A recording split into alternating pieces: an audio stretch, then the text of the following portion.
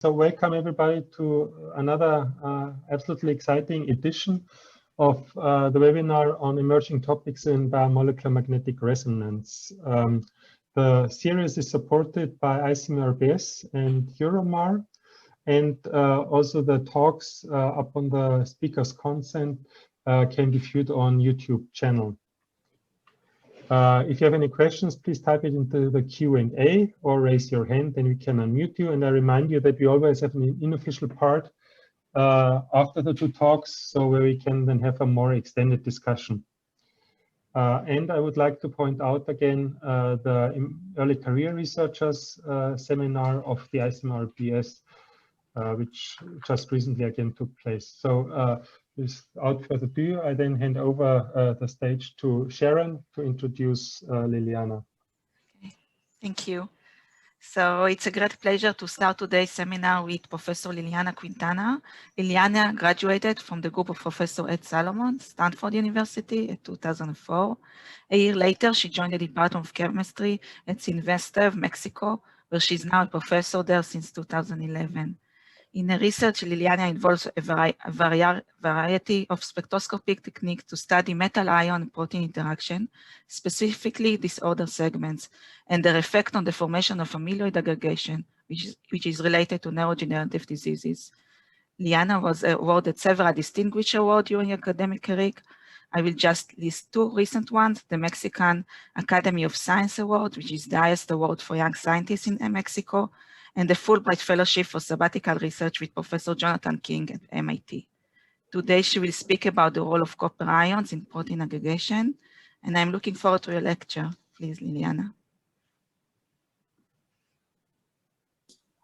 Thank you very much.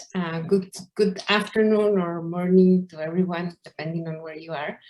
And thank you, Sharon, for the nice introduction.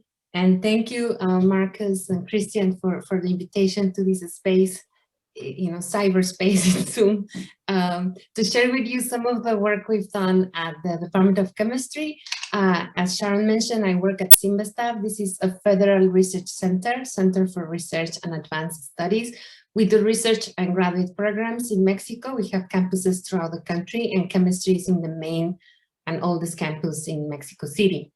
So I will tell you today, well, first I want to start making sure we're all on the same page regarding metal ions. And metal ions are essential for life, and we need copper, iron, zinc, manganese as cofactors of different metalloenzymes that catalyze really important reactions for life. For example, cytochrome C oxidase, the activation and reduction of oxygen to water, and well, many other reactions that are essential for life. However, these very same metal ions have been implicated in protein aggregation processes and the development of the degenerative diseases. And as you all know, in many of these diseases, like the ones I'm listing here, there are aggregates or amyloid deposits of different proteins. And it turns out, in most cases now we know that many of these proteins are metal binding proteins. And we don't know what's the functional role of these metal binding properties of these proteins, but we do know that the metal ion may have an impact in these aggregation processes. And so in my group, basically, we ask three main questions: how these metal ions interact with these proteins, what is the impact in the folding of the protein and the aggregation, and what also, since most of these metal ions are redox active, and we focus on copper, which is a common factor here, and it's a redox active metal ion, we ask if these metal protein complexes could contribute to the generation of reactive oxygen species and oxidative stress. So in the past few years, we have worked in several of these systems, and today I'm going to tell you two stories, one that has to do with the peptide amylin that's involved in diabetes type 2, and also then the gamma crystallins, which are in our lens and are involved in cataract disease. So basically, the IAPP is an intrinsically disordered peptide, and we will ask the question, what is the impact of copper ions in the amyloid aggregation, and then contrast these to the case of the gamma crystallines, which are nicely structured proteins, yet in the presence of metal ions can form these non-amyloid aggregates. So I don't have much time for introductions, but you've probably heard about the islet amyloid polypeptide. And as I said, it forms amyloid deposits in the pancreas. It's typically contained in the beta cells, where there's also metal ions like copper and zinc, and it gets co-excreted with insulin. And it's really a small peptide, relatively small, 37 residues, and it only has one histidine. And we look at histidines because these are main anchoring sites for metal ions like copper and zinc. When we started studying, there was some reports that copper will affect the aggregation of this peptide, and we used peptide models to look at copper binding. And basically, here I'm showing you some circular dichromation spectrum and electron paramagnetic resonance spectra of copper bound to some of these peptides. And basically what we found is that we need the histidine and the residues that follow in the sequence to be able to model the copper binding site of the peptide. If we do not have these residues and we only have residues that precede the histidine, as you can see, the spectroscopy is completely different from the longer peptide. So really the copper coordination happens by anchoring the metal ion to the histidine and then recruiting ligands from the residues that follow the histidine in the sequence. So thanks to a very talented PhD student that was in my group, Carolina Sanchez, we managed to figure out the copper coordination site. She basically designed different peptides to start asking, like blocking these amides with metal groups and see what happens. I won't go into the details. She blocked the OH groups, changed the serines to alanines, and then also ask what's the role of the asparaginins. And from all that, and correlating to electronic structure calculations, we managed to figure out what was the best model for this copper coordination site.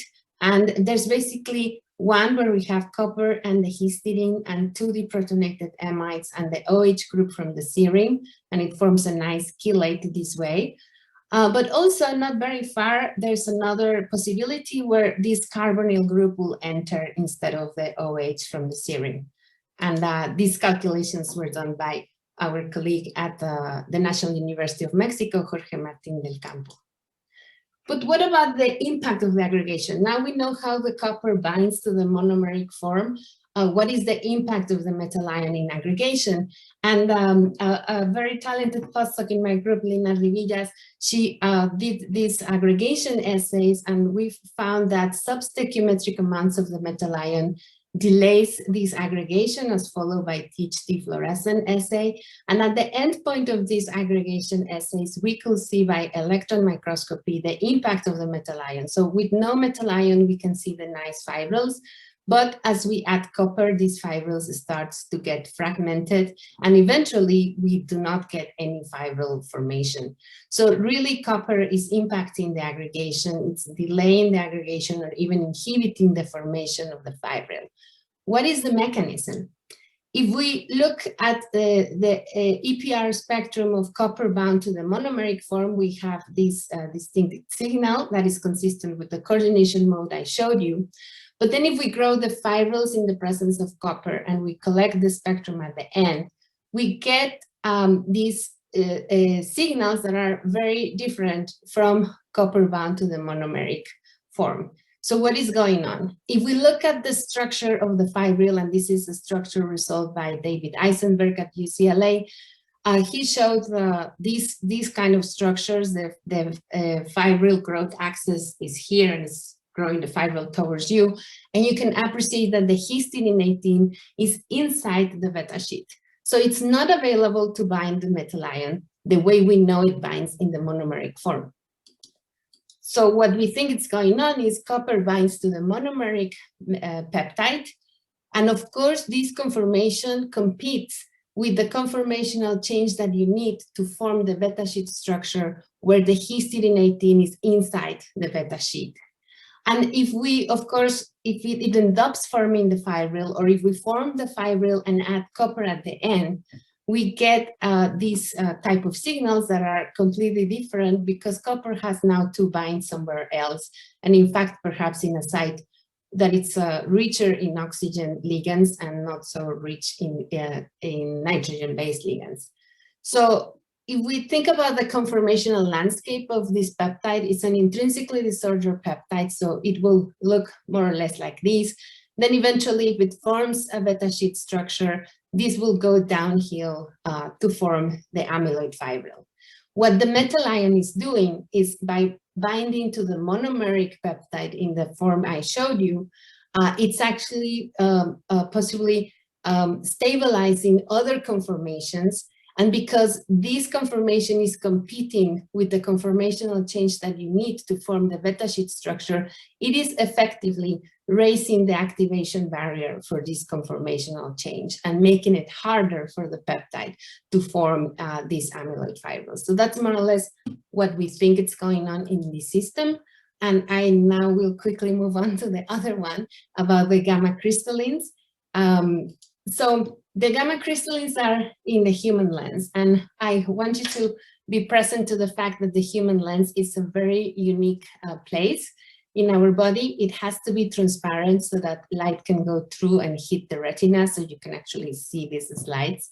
And the way this human lens assures transparency is that it's formed by fiber cells that differentiated in the embryonic stages. These cells have no organelles. They have no nuclei, no mitochondria. There's no synthesis of new proteins, and there's no degradation of damaged proteins. So the proteins that have been recruited to the lens have to be highly soluble and stable so that the lens is transparent. Now, there's this classification. We have the alpha crystallines that are multimeric and act as chaperones. We have beta crystallines that tend to form these dimers. And I will tell you about the monomeric members of the family, which are the gamma crystallines, and specifically gamma D, C, and S that are the more abundant in the core of the lens. So how come these proteins that are highly stable end up forming aggregates that are the cause of cataract disease? Well, throughout our lifetime, these proteins can suffer different damages, like UV damage. For example, if you ever have come to Mexico and go to Cancun and you're having a nice margarita by the beach, if you're not wearing sunglasses, then this kind of thing could be happening. The UV radiation could cause the tryptophan residues in your gamma crystallines to form kynurenine, breaking this ring, and this will be a more polar moiety in this hydrophobic pocket, and that will cause the partial unfolding of the protein, exposing hydrophobic residues that will then form the aggregate. But luckily for you, while you're at the beach having your margarita and not wearing sunglasses, there's actually alpha crystalline there that can recognize this type of intermediates. And it cannot correct the folding, but it can form soluble complexes and prevent it from forming the aggregate. Eventually, throughout our lifetimes, if we keep going to the beach or being exposed to UV radiation and not protecting our eyes, we will run out of this alpha crystalline, and that's when the cataract starts to form. So when I met Jonathan King at MIT, who had been studying, all his career was studying these gamma crystallines, I asked him about metal ions. And he said, well, there must be some metal ions in the lens. And indeed, we found that cataract lenses may have up to 10 times more copper than a healthy lens, or two times more zinc. And we also know that occupational metal exposure is a risk factor for early onset of cataract disease. So we really asked the question, could metal ions be one more factor that contributes to this formation of partially folded intermediates? And when I was in his group, we did a sabbatical there. We tested these hypotheses with gamma D crystalline, and we discovered that indeed metal ions, essential metal ions like copper and zinc, can induce the non-amyloid aggregation. These are turbidity assays, and can induce the non-amyloid aggregation of these proteins. So I will just briefly tell you in the few minutes I have left what we have learned about copper-induced aggregation of human gamma crystallines. Basically, These 3 crystallines are susceptible to copper-induced aggregation. In all cases, is non-amyloid in nature. And if we take the proteins and we titrate them with copper ions and we follow by circular dichroism, as you could see here, these proteins are rich in beta sheet structure, so they have a very distinct, negative 2,8 signal at 218 nanometers. That's indicative of the beta sheet folding. When we titrate the copper, we can see that a decrease in this intensity, and that means then copper is causing loss of the secondary structure, the beta sheet structure. Now, I told you these proteins are very stable. You can heat them up, and their TM is around 80 centigrades. But as you can see in these traces, when we add copper, these traces get significantly shifted to lower temperatures. So copper ions are actually causing loss of thermal stability and the causing loss of beta sheet structure. In collaboration with Miguel Costas at the National University of Mexico and his group, we did differential scanning calorimetry, and I won't go into the details, but just to tell you that this thermal unfolding is non-reversible, so we cannot talk about thermodynamic stability, but we can get a sense for the kinetic stability of these proteins and the impact of the metal ion in this kinetic stability. And as you can see, the impact goes from going from a lifetime of years to days. So really the metal ion is significantly reducing the kinetic stability of these proteins. And if we look at the traces when we saturate the wild type protein with copper, really this trace is very similar to the case when we only use the C-terminal domain, which we can produce separately. And what this means is that when we saturate the protein with copper, really the first unfolding event is with the N-terminal domain, and it's as if we had the intact C-terminal and the copper will induce this. We have double-checked this by circular dichroism, and we know now that, in fact, the first unfolding events happened here. What about the spectroscopy? How about, how these metal ions, this copper binds to the protein?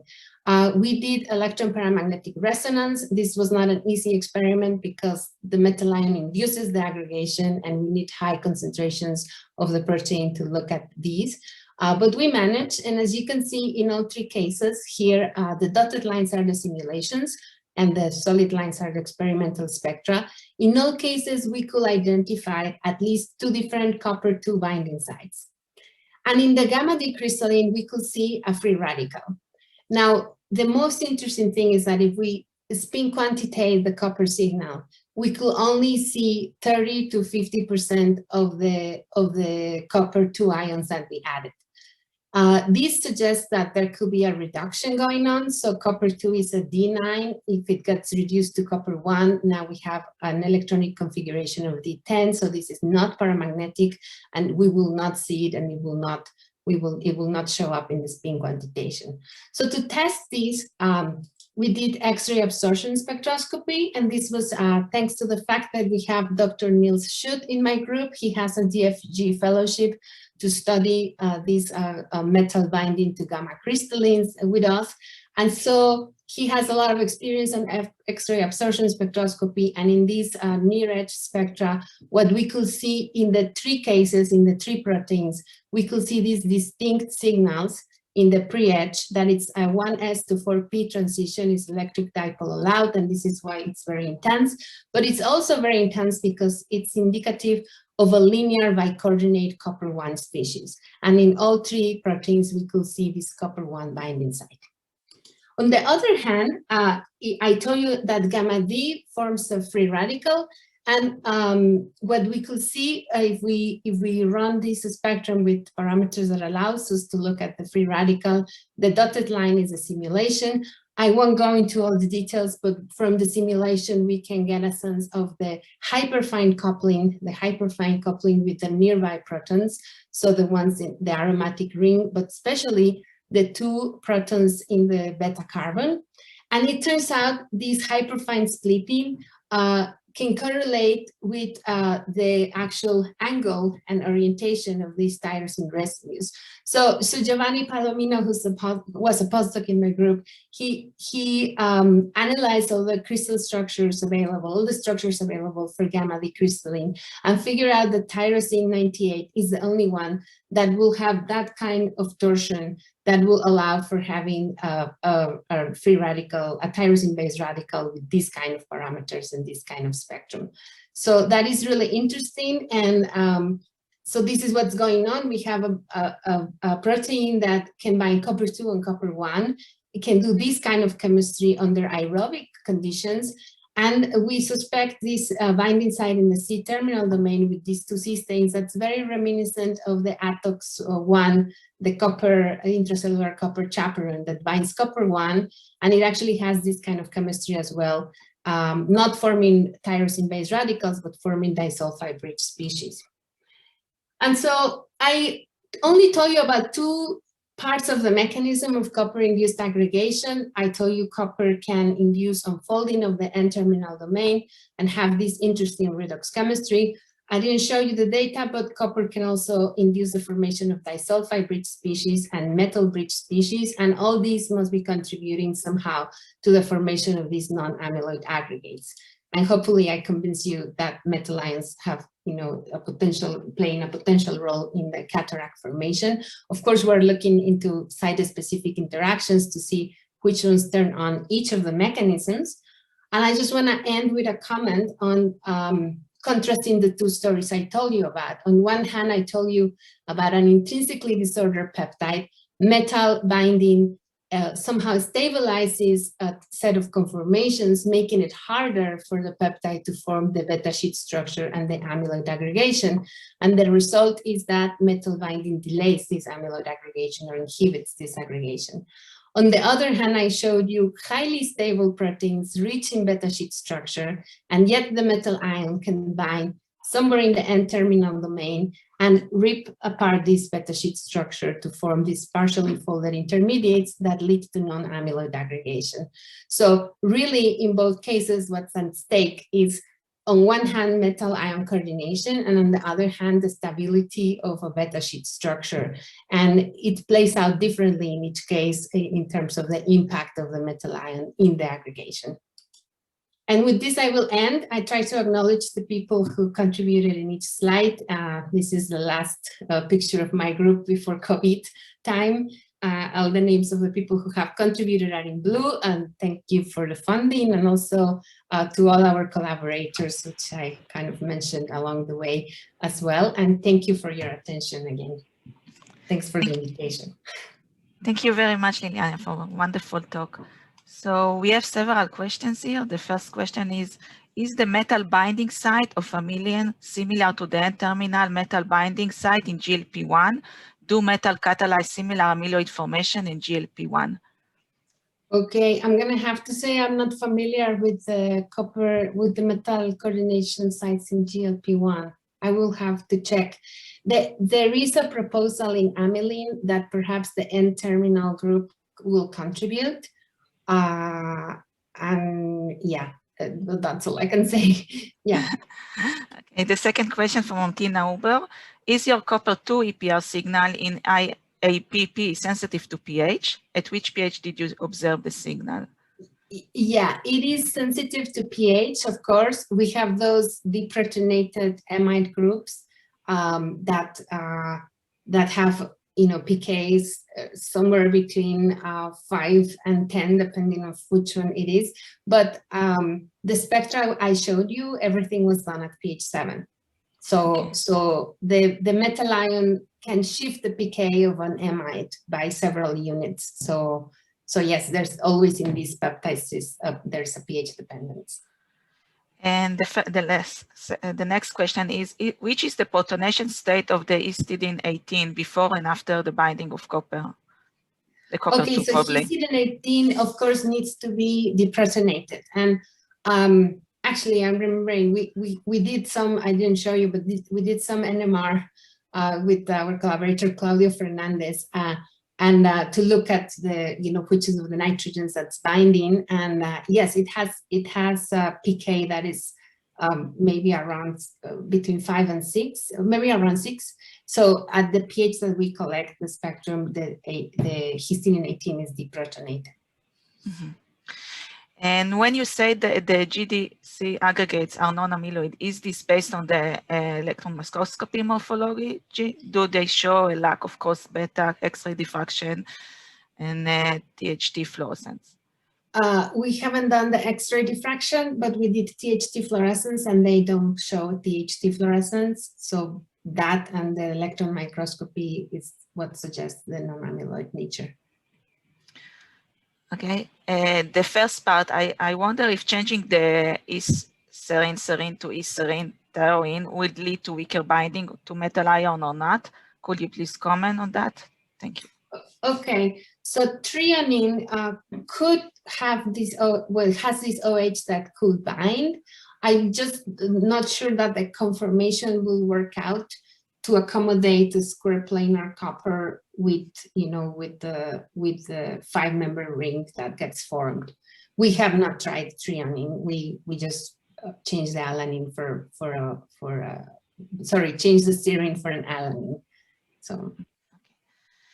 Thank you. So the next question, is there a role of free cysteine in crystallines since they cause they deleted aggregation as well? Sorry, I didn't quite catch that one. It was already deleted, but is there a role of free cysteine in crystalline in aggregation? If you have free cysteine, yes, that doesn't bind. I did not show you that, but actually this is why we have here Rachel Martin as acknowledgements. I didn't show you that slide. She prepared a gamma S crystalline where they took out all the stains that are solvent exposed. And when we do the APR and the X-ray absorption spectroscopy, we definitely see almost no reduction to copper 1. So the cysteines are playing a very important role there, as expected. Yes. And then another question regarding the segment IAPP, will it bind both copper 2 and copper 1 equally? What is the affinity of copper 2 or copper 1? Yeah, we have not done copper 1 with amylin. It's something we would like to do. And no, we do not have the metal binding constants yet. Yeah. Okay, so we think we answered all questions now. So okay. I have one question. So regarding the copper 2 to the alpha gamma crystallines, do you know what is the coordination or not fully, or just is the N-terminal yet? Okay, so we have some suspicion that there is, so the EPR parameters we get suggest a mixture of nitrogen and oxygen-based ligands. We have our eyes on a histidine 22 in the N-terminal that actually has come out to be very important for zinc-induced aggregation, so it will not be surprising that copper will also bind there. But that's about it. We are of course also doing some QMM calculations with Niels and a couple of other collaborators to explore these. But yeah, we have some ideas, but not yet as well defined as in the IAPP case. Okay, thank you very much. So thanks to you. I'll stop sharing now. Could I ask one question, or are we switching to the next talk already? Go ahead. Okay. I mean, in most of the cases, I think Claudio Fernandez studied that a lot copper accelerates the aggregation, and it seems that IAPP is the only one where it is the opposite.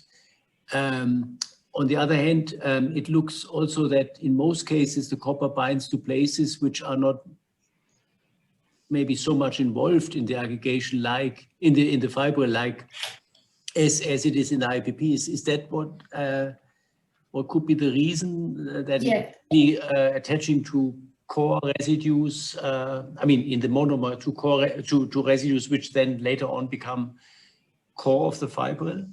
Yeah, I took out that slide because there's a talk I give sometimes when I compare to A beta. So So it depends on the location of the metal binding site with respect to the residues that are important for the amyloid aggregation and the beta sheet formation. So if you look at the amyloid beta peptides, there all the N-terminal residues is the polar part that ends up on the outer part of the fibril. So there the metal binding has an impact, but even the fibril could bind copper the same way in the monomeric. In alpha-synuclein, also the binding sites do not necessarily, I mean, the histidine binding site is close to the NAC domain, and probably that's why there's an impact there, but it's not really embedded in the hydrophobic residues. And IAPP is different because that histidine, it's actually in between a bunch of hydrophobic residues, and I think that's, and as I show you well from what we know on the structure from David Eisenberg, this histidine is part of the beta sheet core. So there the impact of the metal ion is inhibition or competition with the formation of the fibril. So it really comes down to the relative or location of the metal binding site and the hydrophobic residues that are involved in the beta sheet structure and fibril formation. Thank you. Hey, it's a great pleasure to introduce the second speaker of this morning or afternoon for many of you, I presume. Nick Sgourakis made a meteoric career advance over the last dozen years, starting as a grad student at Rensselaer Polytechnic Institute with Chunju Wang, learning NMR spectroscopy and getting into the tricks of computations with working with Angel Garcia. And before joining my lab as a postdoc, he actually worked with David Baker on the development of the Rosetta program, where he did some very innovative work, in particular how to use Rosetta for oligomers, really fantastic stuff. Then he came to my lab and he really didn't know that much advanced NMR, but he learned it very, very quickly. Starting working on very challenging projects related to the major histocompatibility complex, working with my collaborator, David Margulies. He continued that work on the immune system when he went to UC Santa Cruz as an assistant professor.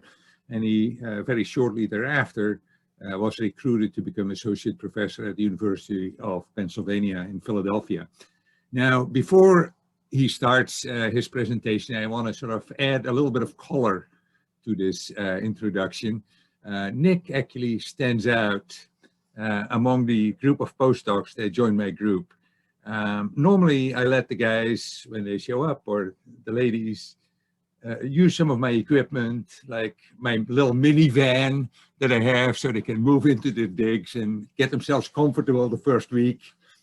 I have owned this minivan for about 15 years. I never got a speeding ticket with it. Well, Nick changed that very rapidly. Within 2 weeks after he'd gotten the keys and access to the van, I got at least close to half a dozen speeding tickets in my mailbox.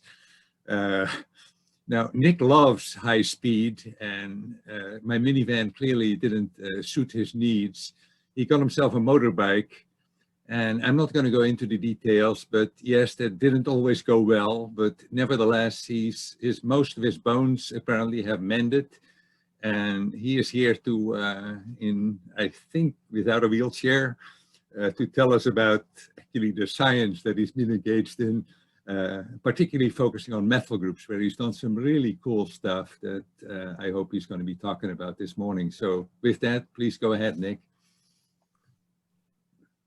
Thank you very much, Ad, for this great and very colorful indeed introduction. So like Ad used to say, when we're giving presentations, tell people how you caught the big fish rather than talk about the big fish. And I will try to do that here today, even though I probably have a few more misfolded crystallines in my eyes since those days, the Bax group.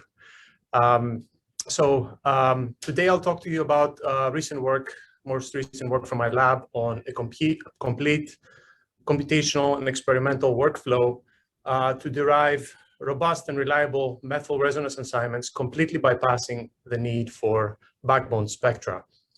I should point out that this is work that started back in Santa Cruz in collaboration with the group of Professor Dimitris Archlioptas from the Computer Science Department. And like many of you, my lab studies the dynamics of protein complexes using NMR spectroscopy. And over the past 20 years, we've really seen a tremendous breakthrough in the scope of both methods, systems, and applications of solution NMR approaches, which leverage selective isotope labeling at the metal positions to study larger dynamically complex systems. As illustrated in several key studies, for larger systems, NMR is rarely used as a de novo structure determination tool. Rather, NMR builds on pre-existing structural knowledge on the systems, mainly from X-ray crystallography or cryo-EM that's available in the PDB, to glean important mechanistic insights that are not evident from a simple inspection of the 3D structure.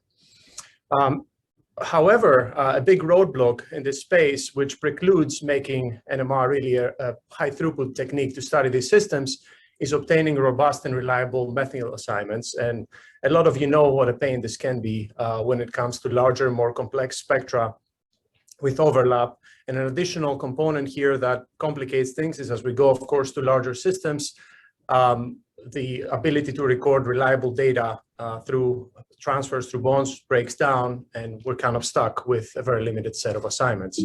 So according to the conventional approach, this based on building on pre-existing backbone assignments that are obtained through traditional through-bond magnetization transfers, and that using out and back experiments starting from the methyl resonances to connect the methyl C13 and proton chemical shifts to pre-established C-alpha, C-beta, and carbonyl assignments.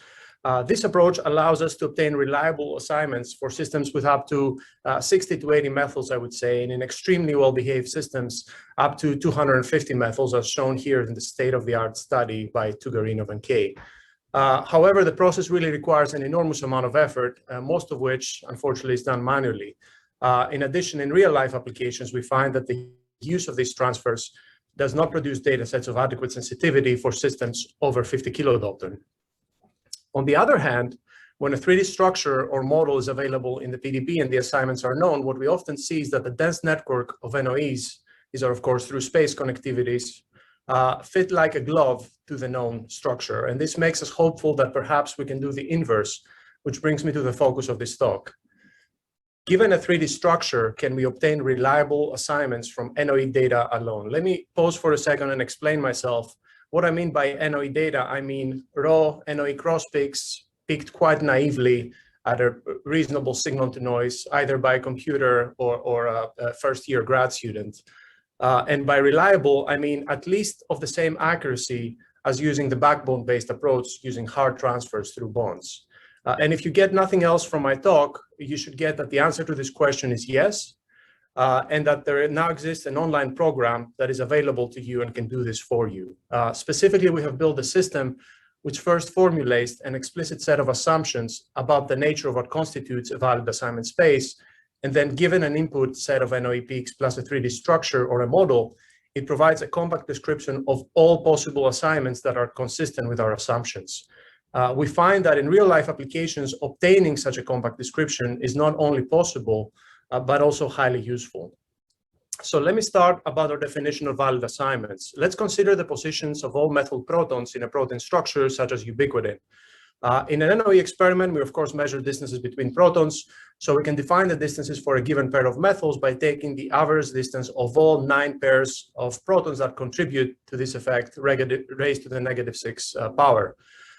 Now, most methyl groups are found within the hydrophobic core of the structure and have limited flexibility, but this is not always the case. So to consider alternative side chain conformations, we perform a number of independent optimization of rotamers sampled directly from the Dan Bragg rotamer library. We use Rosetta to do this and have found that about 100 optimization rounds are more than enough to capture the variance in the position of methyl groups needed to explain NOE data for solved cases. We then choose a maximum NOE distance radius, typically 10 angstroms, and for each pair of methyls, we use the minimum distance sampled in all 100 structures to construct an adjacency matrix of zeros and ones. This is then translated to a color graph G, where each methyl in the structure corresponds to a vertex of G, the color of each vertex corresponds to the residue type of that methyl, Each pair of geminal methyls, gamma 1, gamma 2s in valine, delta 1s, delta 2 in leucines, are connected with a red edge in G. And each pair of non-geminal methyls that have 1s in their adjacency matrix are connected with a blue edge in G. Now, the resulting graph G includes all potential NOEs that are consistent with our structure rules. Let's see now how we can use this graph to model the actual NOE data. So we model the NOE measurement process as a channel which degrades the information present in the original structure G, either by removing some vertices and some edges, turning some red edges into blue. This accounts for our uncertainty of identifying geminal NOEs as geminal NOEs, or decoloring some vertices resulting in the graph H, or the data graph. The methyl assignment problem can now be cast as a problem of mapping H back into G. Here, the graph connectivities and colors define a system of hard constraints that must be respected in any valid mapping. So let's see what defines a valid mapping. These are the rules that we follow. Every vertex of H must be mapped to one vertex of G. The vertex color, if present, must be respected. A red edge must be mapped to one red edge, and a blue edge must be mapped to one blue or one red edge of G. Again, this accounts for our uncertainty in determining geminal NOEs. Obviously, non-edges of H do not impose any restriction. So as long as the NOE measurement process behaves like the noisy channel that I described, then the set of possible solutions to this problem will contain the correct, or as we call it, the ground truth assignment. A typical instance of this graph matching problem for a 100-methyl protein has about 10 to the 80 possible mappings. And you can probably guess that given our very generous definition of what is a valid mapping, a very large number of assignments, approximately 10 to the 40, are in fact also valid and just as valid as the ground truth itself. So what can we do to probe this astronomically large space of solution? And the first thing we can think of is to use a ranking criterion, or a scoring function if you want, to sample a subset of the space of solutions using Markov chain Monte Carlo. For example, we could try to use the NOE intensities to say something about the exact distances of corresponding assignments in the 3D structure. This approach is subject to all the limitations of Monte Carlo, such as being trapped in local minima, lack of a guarantee for ergodicity, and so on and so forth. And in addition, this approach is at the mercy of our choice of a scoring function. For example, we know that the NOE intensity to distance relationship is hardly a one-to-one function due to spin diffusion effects that become more pronounced for larger systems. So we're not going to do this. Instead, we will attempt to summarize all solutions in the following way. Each solution is a valid permutation where every peak in the 2D spectrum, or equivalently a vertex of H, is mapped to a specific methyl in the 3D structure or a vertex of G.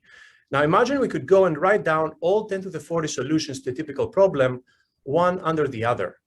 Now let's imagine that someone could go through each column and find all unique mappings for that particular peak that show up in our 10 to the 40 solutions and write them as a list. Let's call this a support set for that peak. Now, every valid permutation or assignment from our original 10 to the 40 list can be reproduced by choosing a value from its support set, and the product of the sizes of the support sets provides us an upper limit for the total number of solutions. We call this a compact representation of the solution space. And at this point, you're probably thinking that what I'm proposing to do is both impossible and useless. Impossible because the space of solutions is too large to map exhaustively, and useless because even if we did that, we would find that the resulting support sets would be too large to convey any meaningful information to a user. So let me address the possibility part first.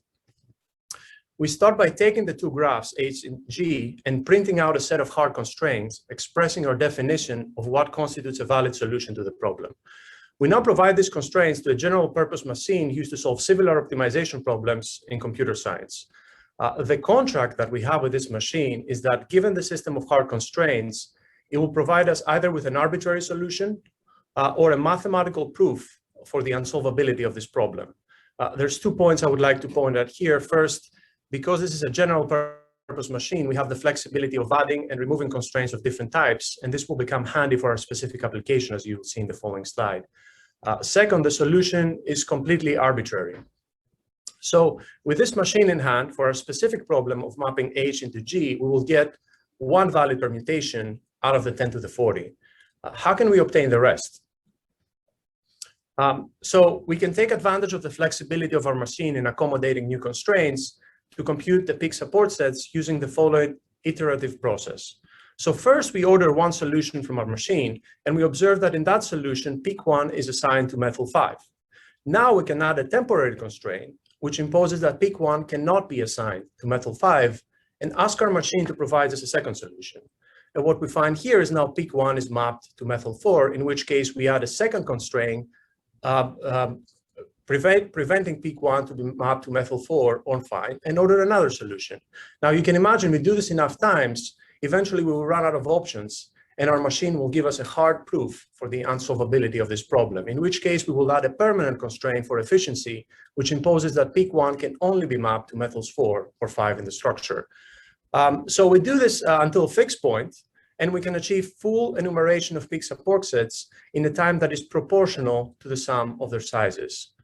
Now that we have this, let's see if this is at all useful in solving real-life problems. And let's start with a classic example, maltose binding protein, using the most common ILV methyl labeling scheme, simply of the basis of matching residue types. If we just had the information of which peaks are the leucines, the valines, and the isoleucines, we would observe there's 10 to the 140 valid mappings of H into G. This is roughly equal to the number of protons in the observable universe.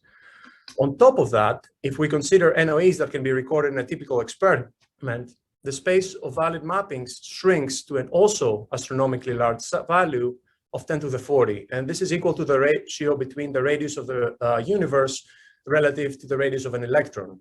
So trying to find a single correct assignment solution by brute force grid search, if you want, this task would be as difficult as trying to locate an electron within the space of the universe. As described, we're not going to attempt to use ranking, but instead apply our hard mapping approach. And this is a real-time application that I'm showing you for our method of solving this problem. What I hope I've convinced you is that what's more important is not the size of the solution space, but the way these support sets are made up. For example, if 10 to the 40 emerged from each methyl having 2 to 3 options, or 3 to the 100, this wouldn't be very useful for a user. But what we find is that, in fact, this number, this 10 to the 40, arises in a completely different way. When it's all said and done using our enumeration process, we find that a significant fraction of methyl peaks is completely determined. Several peaks have 2 choices, which most of the time correspond to the 2 geminal methyls. A few more have 3, and so on and so forth. In fact, for peaks with 1 or 2 assignments, what we find is that they map to methyls located in the hydrophobic core of the protein, shown here in gray, and have a dense network of NOEs supporting them. We call this property of the system rigidity, and both in simulations and real-life NOE datasets, we observe that the formation of this rigid core exhibits first-order phase transition-like behavior. Adding or removing a few NOE constraints takes us from a system that's completely empty, completely underdetermined, to a core that contains almost half of the methyls in the protein structure. So this is all good, but everything I've said so far implies that there's no false positives. In other words, the data graph is subgraph isomorphic to the structure graph. However, as we all know, in order to do this, we will have to be so conservative in picking our NOE spectra that the resulting NOE graph will become too sparse to provide us any useful results. On the other hand, if we're very aggressive in how we pick our NOEs, a single wrong NOE connectivity can throw us off, in the sense that even though it may reduce the space of solutions, it can certainly prevent us from finding the ground truth assignment. For example, here's a classical example of how this can happen. Imagine that we observe 3 NOE cross peaks in a CCH nose experiment, which can lead to 2 possible symmetry-related matches because of overlap. Obviously, if we believe the wrong match and ask from our solver to bring 2 methyls that are 16 angstrom apart in the structure to NOE radius of 10 angstrom, we may lose ground truth. One solution to false positives is to allow for a small number of edges of H to have no correspondence in the structure graph G. And this is exactly the approach taken by the program Magma, which is a precursor to our program. Acceptable solutions are those which minimize the number of these new edges. There's 2 problems with this approach. The first is there might exist cases in which the ground truth assignment entails more false positives than the minimum possible value. And in fact, we've seen cases where that is the case. And the second is that the underlying computational complexity of the problem is so hard that exhaustiveness seems impossible to achieve. This strategy also means that if 2 users were to pick the same data, they would likely end up with different versions of NOE graphs and thereby likely different results. Here we remove the user the burden of having to provide a largely correct data graph H. Instead, we work directly with the raw NOE peak lists and figure out all possible worlds consistent with the observable NOE. In that sense, the process I have described up to this point is only the inner shell of our workflow. First, we assign the 2D projections of nosy peaks into clusters defined by their peak centers in a high-res 2D HMQC reference. And in this particular example, you can see that the NOE on the left can give rise to exactly one specific edge of H, where the other two on the right can give rise to several alternative edges. The way we deal with this is by imposing constraints which allow this and only this type of flexibility in possible mappings. Another important process in the handling of raw data is filtering peaks from noise during the principle of symmetrization, or matching upper diagonal to lower diagonal NOEs. We handle this by forming a bipartite graph connecting upper diagonal NOEs to their lower diagonal matches using some tolerances. Each edge in this bipartite graph is essentially a proposition. If the peak on the left and the peak on the right are symmetrically related, we must consider that the corresponding methyl resonances contributing their carbon and proton coordinates exhibit an NOE effect. For graph components where we only see one edge, which I call simple components, we consider this proposition to be true beyond any doubt because each peak is a unique complement for the other. Similarly, for components of two edges, we can impose a constraint that exactly one of the two edges is a real interaction. Having introduced these constraints from components of size 1 and 2, we temporarily ignore more complex components in this graph and ask our machine to proceed and perform a complete enumeration of solutions using our special purpose algorithm. When the result of this enumeration come back, we often find that many edges in the symmetrization graph are impossible to achieve. As a result, we remove them, which has the effect that complex components break down to components of size 1 and 2. We then include these components to our system as hard constraints, run the entire computation again, which often has the effect of further restricting the resulting assignment support sets. These new restricted support sets remove more edges, and so on and so forth until fixed point. When it's all said and done, we find that the number of remaining complex components, that is the number of raw data we leave on the table, is very small, typically less than 30 NOE cross peaks for real-life systems. So in summary, we treat the problem of interpreting the raw NOE data as a puzzle in and of itself. And by throwing in a massive amount of computation to tackle the joint problem of data interpretation and method assignment, we remove this burden from the user. The remarkable finding is that from this system of possible worlds, the joint product of the clustering and symmetrization alternatives, this system also demonstrates the notion of rigidity. Only a few of these worlds can yield valid mappings of their corresponding H graphs into G, which is very nice for us to know. Okay, so our method is available freely for the academic community through a web server that is powered by a local computer cluster to handle all the demanding steps of the computation. And while our server will certainly provide assignments using any input data, here I would like to point out some types of data that we recommend for optimal results in terms of assignment completeness. So first, as you know, there's multiple ways of labeling sidechain methyls. We can introduce C13 proton labels only at the methyl position on a C12 per deuterated background. This is our workhorse for recording two sets of complementary NOEs recorded with a short and a long mixing time, which we handle separate in the solver. In addition, we recommend preparing in parallel a sample using a linearized spin system, as described very nicely by Sgourakis and Kay, where we can use hard transfers here and a very nice experiment, a phase-sensitive 2D constant time HMQC published recently by Harry Fanari to figure out leucines from valids. Finally, for larger, more complex systems, I would say over 80 methyls, we highly recommend preparing a stereospecific sample, a Pro-S or Pro-R. This first resolves spectral overlap. Second, it unambiguously helps define the geminal connectivities by virtue of one peak disappearing from the spectra. And third, it provides stereospecific information which we can include as additional constraint to our solver. So using both the 2D peak list recorded at high resolution, where we have went in and picked the center of the reference peaks, and the two 3D peak lists together with a structure or structural model of our protein. Here, please make sure that all the methods that are included in the construct you use to perform NMR are also included in the PDB structure, otherwise you will get an error.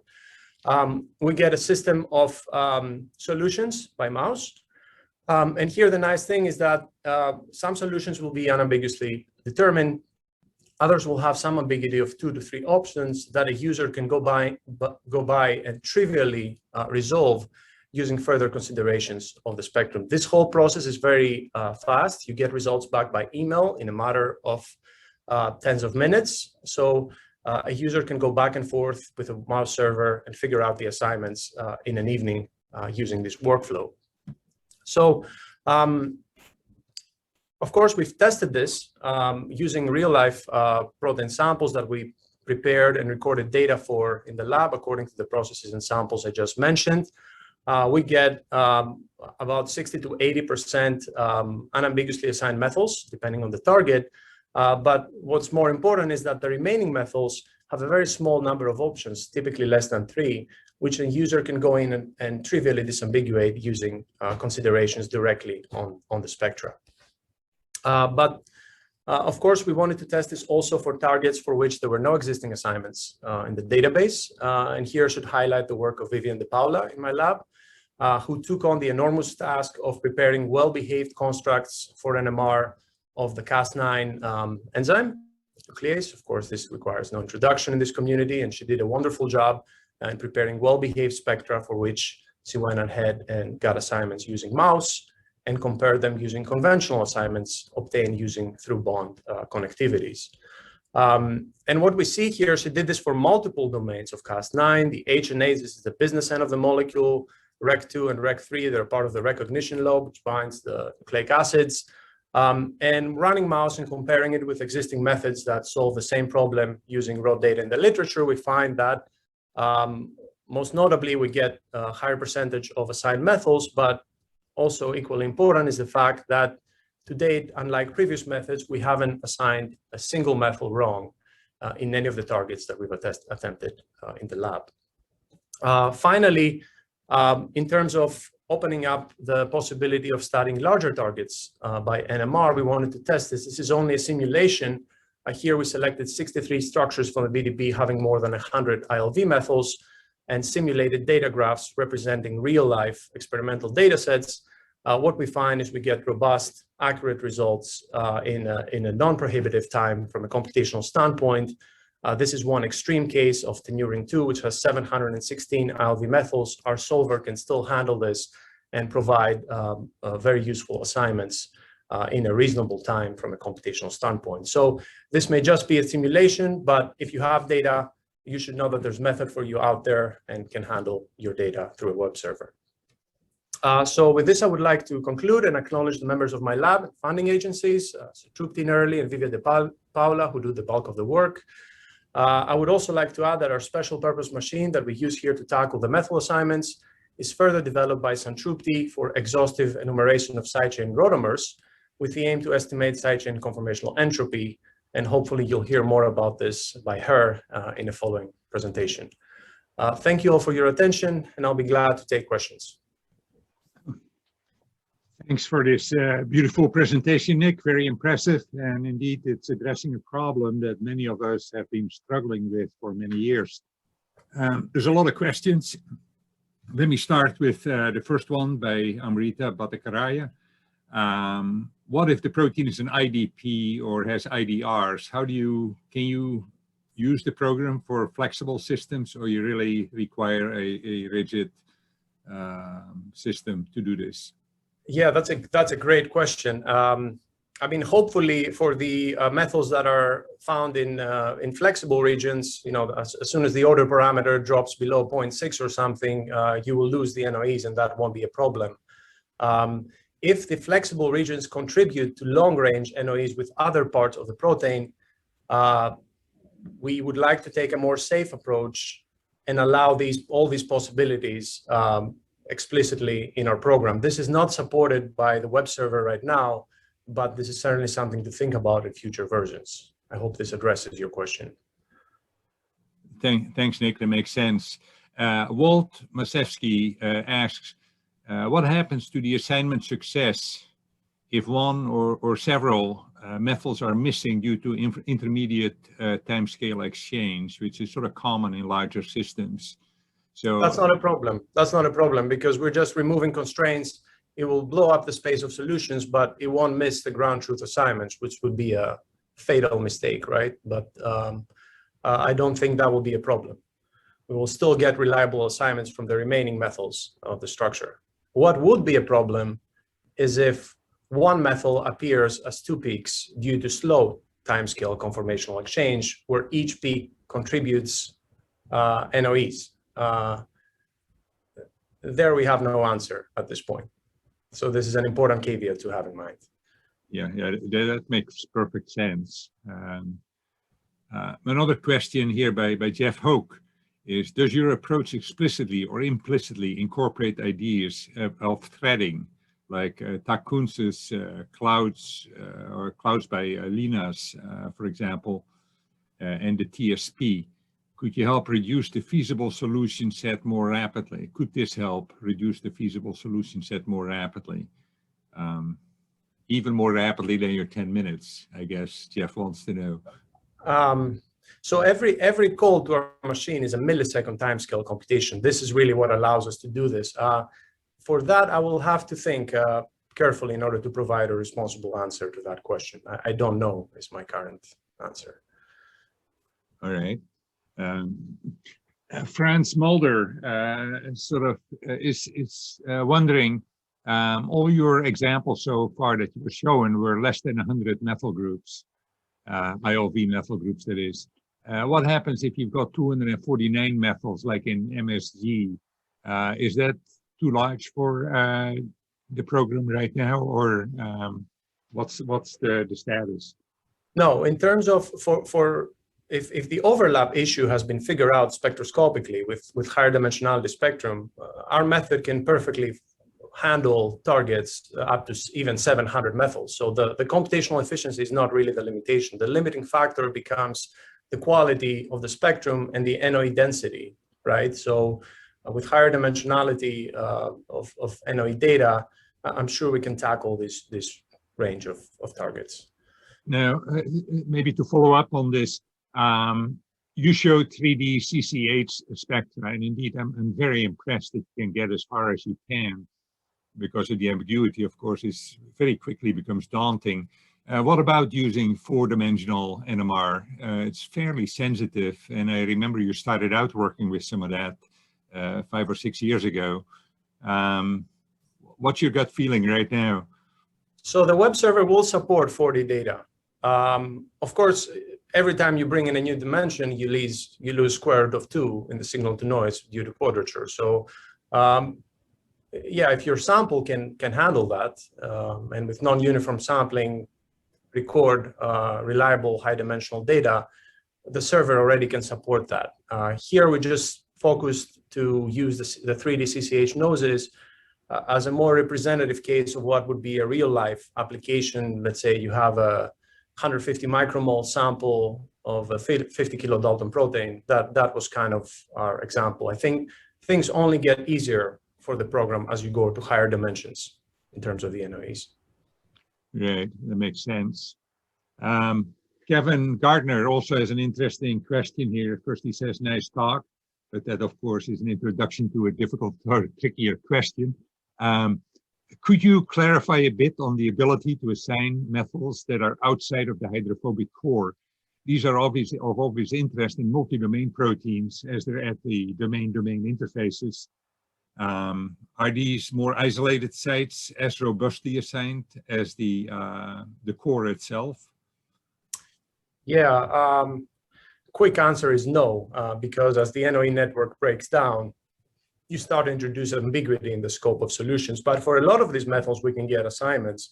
In all the cases we've seen so far, sort of providing this really confident output of the program that the correct assignment must be contained within the scope of solutions is an enormous guarantee for the user to go back to their spectrum, utilize this information, and figure out remaining methyls that are, as you say, in exposed parts of the protein surface. Does this answer your question, Kevin? I guess it does, because he can't really respond. He doesn't have a microphone. But I think your answer is pretty honest and clear. Thomas Schmidt has a question here, and he also says that's a great talk, as always. How would one deal with the duality effects, such as interchanging conformations, resulting in slightly different NOE distances, and therefore might result in more than one NOE per methyl to another methyl? I'm not quite sure exactly how that, but basically I believe he's referring to incompatible distances in a single static structure. Yeah, that's a great question, Thomas. And I'm glad I threw that disclaimer earlier on in my answer to the previous question, that if you have slow exchange conformations and multiple NOEs corresponding to two different states, and you cannot identify which methyls they are and which part of the structure they are, you're in trouble. With our method, as with any other structure-based method, we haven't really seen this in real-life datasets. Typically, one of the two states contributes the NOEs. But you're right, this is a possibility that one should be aware of. All right, that's almost it for the questions. I want to finish up with the last question that I think I bothered you with a couple of months ago. This technology is very nifty, very clever. Would one be able to use it for assigning, say, the backbone amides if we work on a fully deuterated protein? So we only have amide NOEs that are of fantastic quality. You can get great 4D spectra. The same protocol, you would think, there's less dynamics, should be applicable, but what's your gut feel? Is it getting too complex because now you got like 600 residues to deal with? No, I'm not worried about the complexity. I'm not worried about the overlap. What I am worried about is that you're dropping out NOE density because, and also, if you consider the secondary structure, the pattern of NOEs that you expect is very similar between different sites. So it seems to be that you may not be able to get the minimum number of NOEs required by the method to yield a rigid part of solutions. And second, because different sites start to look very similar in terms of NOEs, we may run into issues. That's my impression, but of course we have to try this and see how it performs, and this is something we're working on at the moment. How many NOEs per residue do you want to see?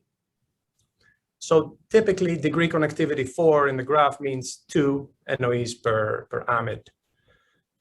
So okay, that shouldn't be a major stumbling block then, because we typically see like 4 or 5 that are relatively unique in 4D spectra.